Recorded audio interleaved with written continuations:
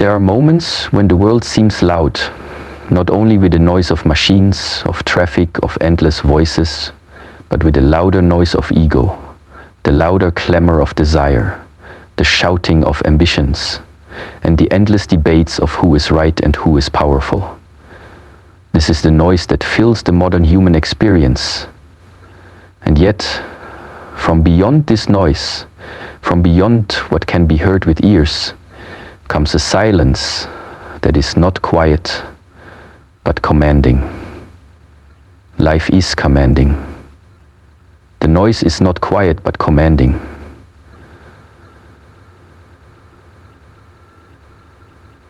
The noise is commanding. The noise is commanding. The noise is commanding. The noise is commanding. The noise is commanding. The noise is commanding. The noise is, it is the kind of silence that does not wait for permission. It arrives, and when it does, all other things fall into the background. The prophecy of July 10 is not a prophecy of destruction, nor of fire falling from the heavens.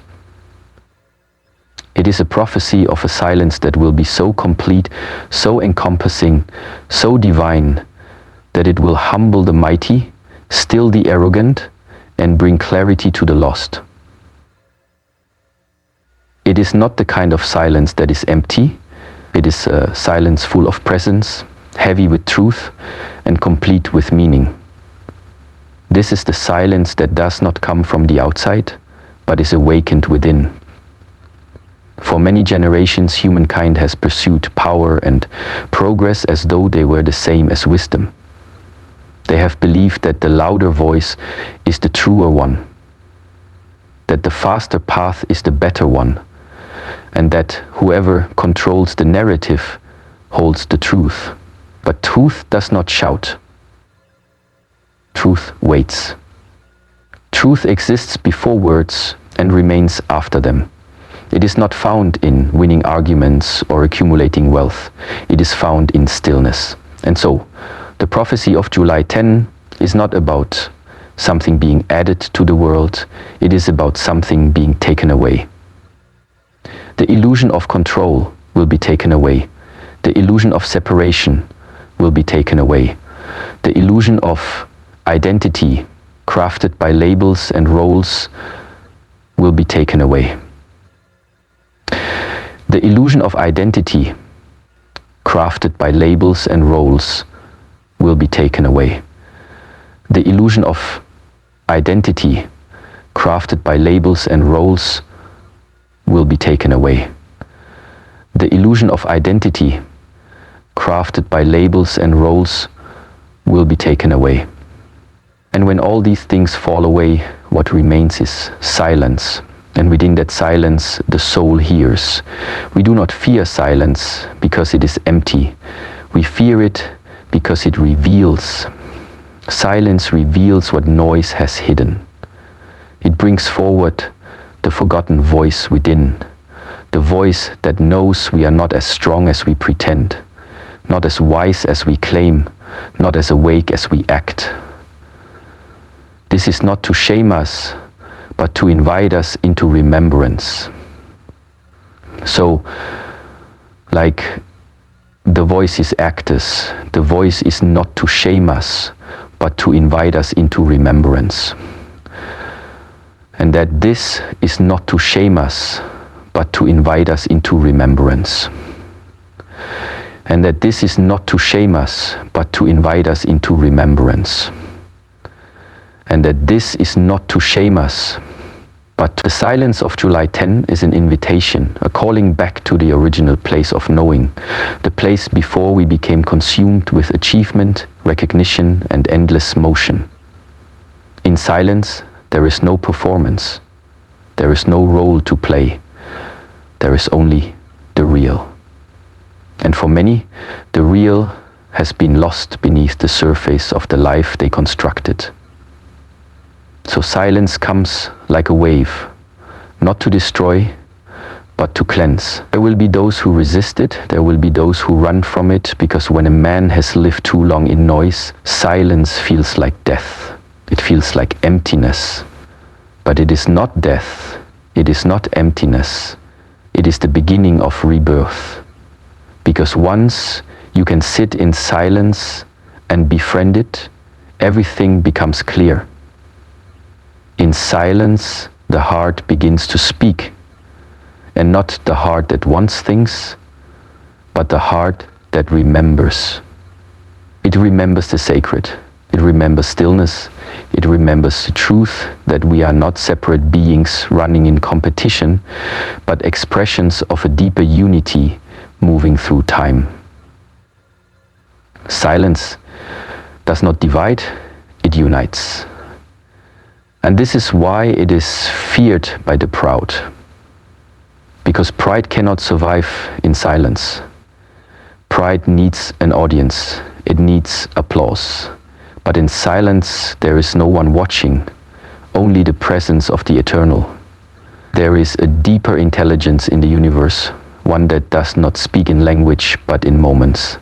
And July 10 will be such a moment that holds the momentum of pride and brings people into reflection. Reflection is not possible in noise. Reflection is only born in stillness. And so the world will be given this gift, not as a punishment, but as a pause, a holy pause, a moment of breath so deep that even the strongest systems will hesitate. They will be a moment when the eyes of nations will no longer look outward in blame, but inward in recognition. This is not because someone forced them to. It is because silence leaves no escape. And in that moment of inescapable stillness, what must be seen will be seen. What must be known will be known. The noise of the world tells us to do more, be more, achieve more. But the soul does not grow through more, through politics, through speech, through money, it grows through depth. And depth cannot be found in motion alone. It is found in quiet, in the quiet of sitting with one's failures, in the quiet of observing one's breath, in the quiet of surrender. The prophecy of July 10 is not the beginning of chaos. It is the beginning of return. A return to essence. A return to presence. And when enough souls feel that return within, the world outside will shift. Not with fanfare, not with announcements, but with quiet transformation. The wise have always known this, that the most powerful movements in life are invisible. The sprouting of a seed, the turning of the earth, the beating of a heart. None of these announce themselves, yet all of them sustain life. The prophecy is like that. It will not scream, it will not crash, it will not rage, it will simply unfold. And those who are sensitive will feel it. I will not scream. It will not crash. It will not rage. It will simply unfold. And those who are sensitive will feel it. I will not scream. Those who are still will understand it, and those who are humble will receive it. And what is the world to do with such a moment? It is not to react, it is to listen. Not to analyze, but to perceive. Not to speak, but to awaken. For once the soul has been touched by silence, it can never go back to the noise without hearing its emptiness.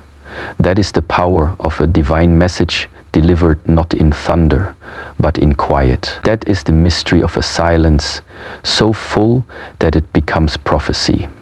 And when the world hears it, not with ears, but with spirit, it will be brought to silence, not in fear, but in awe. The prophecy that arrived on July 10 was not just a message, it was a mirror held to the face of humanity. It revealed not what we built, but what we became. It did not concern itself with our nations, our accomplishments, or our towers reaching into the sky. It did not observe the outer world with admiration, because its mission was to awaken something deeper. And to awaken, one must first confront. The silence it brought was not passive. It was not the kind of silence that asks to be understood. It was the kind that simply is. And in its presence, every false identity begins to dissolve. The proud, who stood tall by the strength of their ego, felt their foundations crumble. Not by an external force, but by the absence of illusion.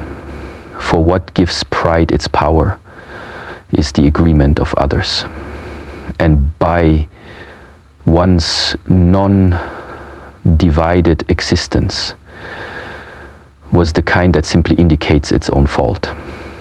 The proud, who stood tall by the strength of their ego, felt that disagreement of internal stories. It was there, the feeling of fault for what gives. But when that agreement is removed, when the voices that echoed it fall away, the proud stand alone. And in that solitude, they come face to face with their own emptiness. It is one thing to silence a man by force. It is another to silence him by truth. Truth does not fight. It does not argue. It does not even demand to be accepted. It simply enters like light into a dark room, and the shadows must retreat. The moment of July 10 was like that light. It did not ask for permission. It did not wait for approval. It arrived. And in its arrival, it exposed what had been hidden, not by the universe, but by the hearts of men. Pride is built on layers, layer upon layer of belief, protection, fear, superiority, and a desire to be more. It feeds on comparison and grows stronger in applause. But all of these things require noise. They arrive and often fail. But all of these things require noise. They require distraction. They require movement. When everything stops, when the world pauses, not because of choice, but because something sacred enters, then pride has nowhere left to hide. It must face the stillness, and in doing so, it trembles. There is a reason why silence has always been the doorway to transformation, because it is only in silence that one truly sees. Not with the eyes, not with the mind, but with the awareness that precedes both. The awareness that does not interpret, but simply observes. When the proud are brought into that space, their strength no longer matters. Their influence no longer matters. Their titles, their possessions, their legacy, none of it can stand before the presence of the eternal. The silence that entered on July 10 was not empty. It was filled with that eternal presence, and it did not demand change. It caused change simply by being present. The proud often speak the loudest. They are the ones who feel compelled to prove, to declare, to dominate the conversation. But when the voice of the divine speaks, not through thunder, but through silence, those who shout find their voices swallowed. Not by argument, but by awe. Imagine standing at the edge of the ocean, not through water, but the one made of water. The one made of water, but the one made of truth. Every wave carries the weight of 1,000 realizations. Every stillness speaks louder than 1,000 sermons. That is what the prophecy of July 10 brought. Not a storm of destruction, but a tide of realization so profound that no voice could continue without trembling. To be proud is to be attached. Attached to image, to status, to form. But form is temporary. And the eternal is always working to break our addiction to the temporary. And eternal is always working to break our addiction to the temporary. The title is completed to be called a battle. Not out of cruelty, but out of compassion. Because only when the false dies can the true be born. The world has built towers of pride, systems of pride, entire cultures founded on the illusion of separateness and superiority. But when the divine breathes through the silence, those towers shake. Not because they are directly attacked, but because they were never built on what is real. And what is not real cannot withstand what is. And what is not real cannot withstand what is. Our society built on many lies and bridges. And what is not real cannot withstand what is. When silence enters a room, everyone adjusts. When silence enters the heart, everything transforms. The proud have long avoided silence, because to them silence is weakness, it is passivity, it is the absence of control. But in truth, silence is the absence of delusion. It is not the space where nothing happens. It is the space where everything real happens. And when this kind of silence covers the earth, it humbles not by force, but by illumination. The world saw power as noise, it saw influence as volume, but after the message of July 10, many began to understand. True power requires no advertisement. True wisdom does not raise its voice, and true presence can silence 1,000 kings. This is why the proud fell silent. Not because they were silenced, but because what was revealed made their words irrelevant.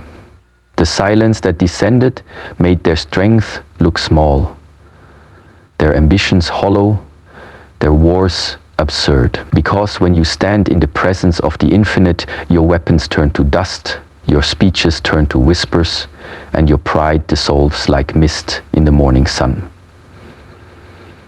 The purpose of this moment was not to humiliate, but to humble. And there is a sacred difference. To be humiliated is to be reduced by another. But to be humbled is to see yourself clearly. The proud, upon being humbled, are offered a choice. The choice is not whether they will speak again, but what they will speak from. Will they speak from the noise of ego or from the stillness of awakened presence? The prophecy of July 10th did not demand obedience, it invited return. A return to source, a return to truth. A return to truth, a return to being. And those who received the message did not rise in rebellion. They did not shout in panic. They sat in stillness and made it to sense. And those who received the message did not shout in panic. They sat in stillness. They sat in stillness only, and in that stillness they wept, not tears of fear, but tears of remembrance, because the silence reminded them of something ancient, something sacred, something they had lost not because it was taken, but because they had walked too far away from it. Now it was returning. Not with judgment, but with an open hand. This is the great turning, not a turning of history, but a turning of the soul. Not forced, not shouted, but silent still, sacred. The proud have ruled the world for too long. Now the silent shall inherit it. Not through conquest, but through clarity. Because in the end, what truly transforms the world is not volume, it is vision. And vision is only born in silence. The prophecy did not bring fear, it brought stillness. And in that stillness, the proud were humbled, not by punishment, but by presence.